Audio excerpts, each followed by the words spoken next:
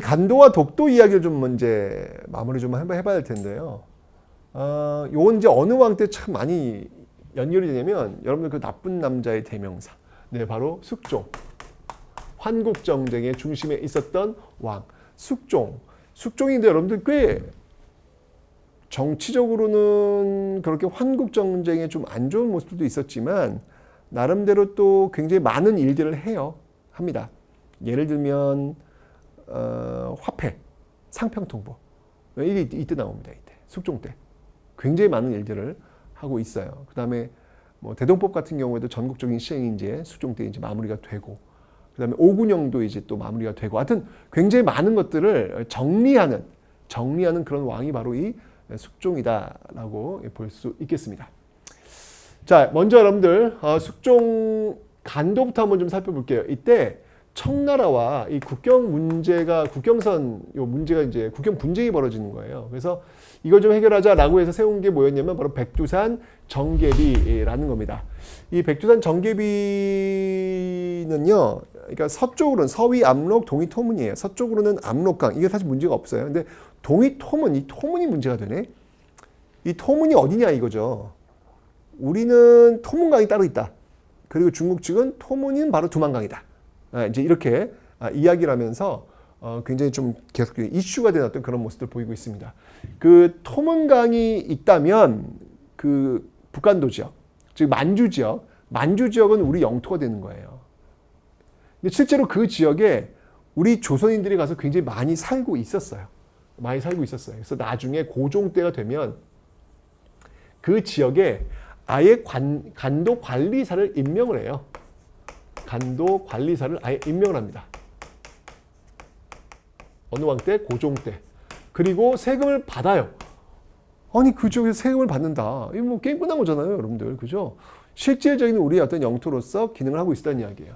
그런데 이것이 이제 종료가 돼요. 언제가 종료가 되냐면 바로 간도 협약. 간도 협약에 의해서. 자, 이 간도 협약은 여러분들 1909년.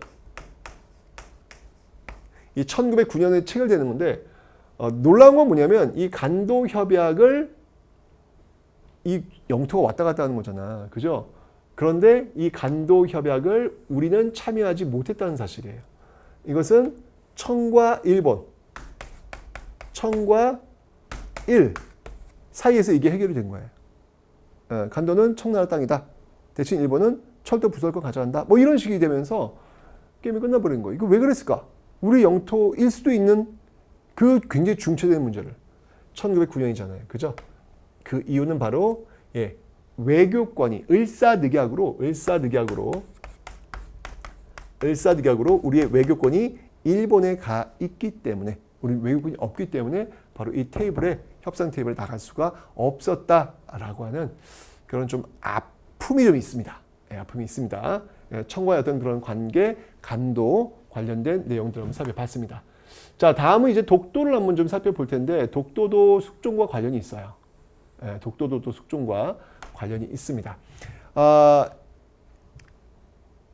일본과의 어떤 그 관계 속에서, 그 임진왜란 끝나고 나서 여러분들 다시 통신사가 이제 파견돼요. 다시 교류합니다. 광해군 때 이제 다시 이제 외교 관계를 회복을 하거든요. 그러면서 이제 일본에 통신사를 파견하게 되는데,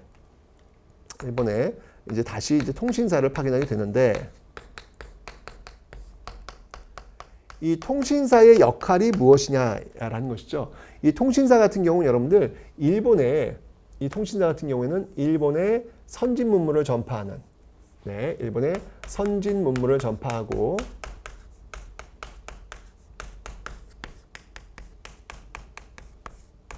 이 선진 문물을 이렇게 전파하고요.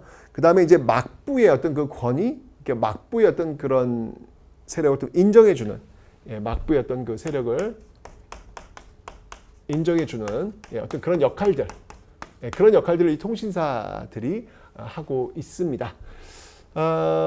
독도 문제를 한번 좀 볼 때는요, 여기 이제 숙종 때 이슈가 되었던 인물이 한 명이 있어요. 그 인물이 누구였냐면 바로 안용복이에요.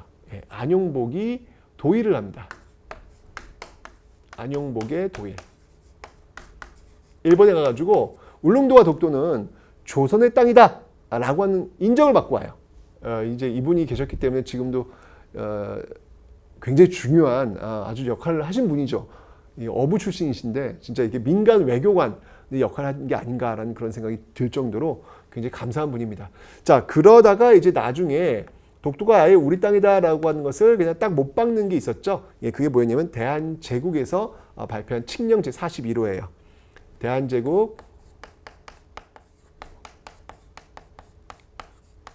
칙령 제41호. 요건 여러분들 고종 때입니다. 고종 때 1900년도에 이걸 발표하면서 우리의 어떤 영토임을 다시 한번 확인하게 된 어떤 그런 계기. 그리고 그러다가 이제 일본이 어떻게 하죠, 여러분들? 네, 러일 전쟁 과정에서